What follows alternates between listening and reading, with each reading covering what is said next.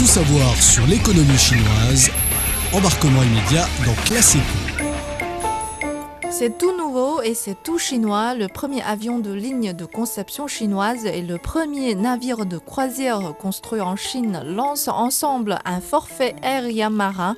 On en parle aujourd'hui et je suis avec Rocco. Salut. Salut Chan.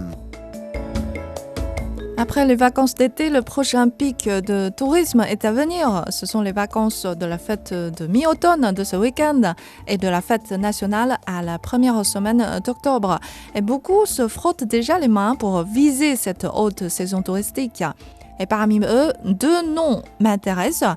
China Eastern Airlines et la compagnie de croisière chinoise Atora Cruise. L'un est le premier acheteur mondial de C919, le premier avion de ligne de conception chinoise, et l'autre dispose du premier paquebot fabriqué en Chine, Adora Magic City.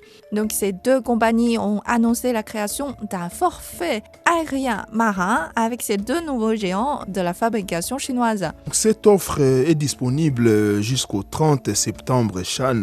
Et jusqu'à cette date-là, vous pouvez commander ces forfaits aérien marin. Tous ceux qui embarquent sur le paquebot Adora Magic City entre le 7 septembre et le 24 octobre, 2 billets d'avion C919 sont offerts. Sachez qu'une campagne de marketing similaire a déjà été lancée pendant l'été avec les ventes dépassant 10 000 en une journée. Il semble que les personnes âgées aiment particulièrement ce produit de voyage. Oui, parmi tous ces clients, beaucoup de personnes âgées. Oui, parce qu'en bateau, ils sont moins épuisés par les longs déplacements. Ils peuvent se reposer dans la chambre à n'importe quel moment et manger à n'importe quel moment. Je pense que j'ai les mêmes besoins que les leurs. Et il faut qu'on parle de ces deux protagonistes de l'actualité, le C919 et l'Adora Magic City. Le C919 a probablement une plus grande visibilité étant donné que c'est le premier grand avion de conception chinoise. Il représente une nouvelle force sur le marché des avions civils dominé par Boeing et Airbus. Oui, c'est peut-être les prochains conquérants de ces grands géants de l'industrie aéronautique. Oui, on l'espère. Voilà, parce que de temps en temps, maintenant, on a des nouvelles négatives concernant Boeing, du genre une porte de la cabine s'est détachée en plein vol, etc. Oui. Donc, depuis le début des vols commerciaux de C919 fin mai 2023, tout va de mieux en mieux. Parce que son premier utilisateur, China Eastern Airlines, a accumulé plus de 10 000 heures de vol en toute sécurité. À partir du 11 septembre, l'autre grande compagnie aérienne chinoise, Air China, a fait également des commandes de C919 et il va commencer à faire voler ses avions entre Pékin, Hangzhou et Shanghai. Et selon ceux qui ont déjà pris l'avion C919, les sièges en classe économique sont plus spacieux que les autres avions et la nourriture est meilleure. Et juste l'espace des casiers à bagages à bord de l'avion est un peu réduit. Donc il est nécessaire de faire enregistrer les bagages. Chan, je peux partager ici l'expérience à bord de l'Adora Magic City. Même si je n'ai jamais pris une croisière, parce qu'aujourd'hui, ce n'est pas difficile de trouver des expériences des internautes. Oui. J'ai l'impression que c'est plus qu'une croisière, c'est vraiment une immersion culturelle. Parce qu'on a plus de 2600 cabines, dont plus de la moitié offrent une vue sur mer. On peut manger dans des restaurants offrant des spécialités du monde entier et assister à des activités comme des concerts, des spectacles de théâtre, des shopping et du cinéma, voilà. Oui, et imaginez, on peut même apprendre à faire des nœuds chinois, pratiquer le tai chi ou jouer aux échecs chinois et contempler les fresques de Dunhuang. Vous savez, ce sont les grottes creusées dans les falaises qui étaient sur la route de la soie et abritent des fresques et des statues bouddhistiques d'une beauté incroyable. Les statues bouddhiques, tu voulais dire? Oui, des statues bouddhiques. On peut voir les reproductions de certaines de ces fresques.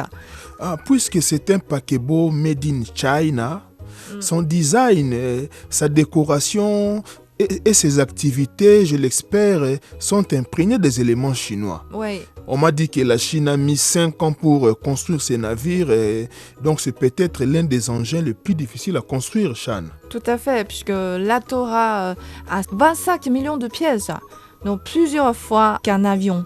Et aujourd'hui, seuls quelques pays européens comme l'Allemagne, l'Italie et la Finlande ont cette capacité de fabriquer un bateau de telle taille. Bien que les États-Unis puissent construire des porte-avions, en raison de la dépendance actuelle de leur chaîne d'approvisionnement en Europe pour la construction navale, il faut dire qu'ils ne disposent également pas de la capacité de construire de grands paquebots. Mais si l'on revient à 600 ans en arrière, vous savez, la Chine, à l'époque, a connu des sommets dans l'industrie navale. Les navires utilisés par l'explorateur Zheng He avaient une longueur de plus de 130 mètres.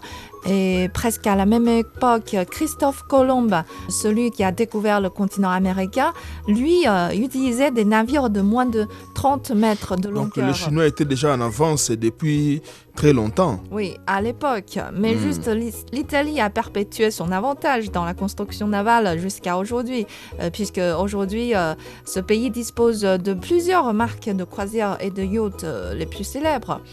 Mais l'expérience navale de la Chine a également trouvé sa place dans le monde moderne. On écoute, là c'était fait, l'ingénieur principal du projet de paquebot Li Jianing. Sur mer, pour un navire, les deux situations les plus dangereuses sont l'incendie et l'accident d'eau. Ce sont les deux points les plus importants pris en compte dans la conception. En ce qui concerne la protection contre l'incendie, la Dora est divisée en 6 zones de protection contre l'incendie. Cela signifie que si un incendie se déclenche, il peut être contenu dans la zone en question et ne pas se propager. Quand on parle de grands paquebots, Shan, je pense immédiatement au bateau Titanic. Moi aussi, c'est pour ça que je n'ai jamais pensé à monter sur un grand bateau. Mais en réalité, la catastrophe d'alors pourrait être évitée aujourd'hui, parce qu'on a tout d'abord suffisamment de canaux de sauvetage. Même sur un navire de 6000 personnes, chaque passager a sa place. Un gentleman n'a pas besoin de céder sa place aux femmes, aux enfants, comme dans le film. Donc chacun a sa place. Et le plus important, le Titanic a heurté un iceberg. Mais les navires modernes peuvent faire demi-tour sur place dans tous les sens et ne risquent pas de se heurter. Donc toutes les dispositions ont été prises pour éviter de tomber en mer comme ça a été le cas avec les bateaux Titanic. Et l'ingénieur a parlé dans l'interview que la partie inférieure de la Dora est divisée en plusieurs compartiments étanches, de sorte que comme la protection contre l'incendie, même en cas de dommage, il n'y aura pas de propagation de l'eau. On écoute encore une fois l'ingénieur Li. Nous avons fait des copies de sauvetage des 13 systèmes les plus importants du navire, comme le système de propulsion, le système de transport de carburant. Même si l'un tombe en panne, l'autre peut fonctionner normalement.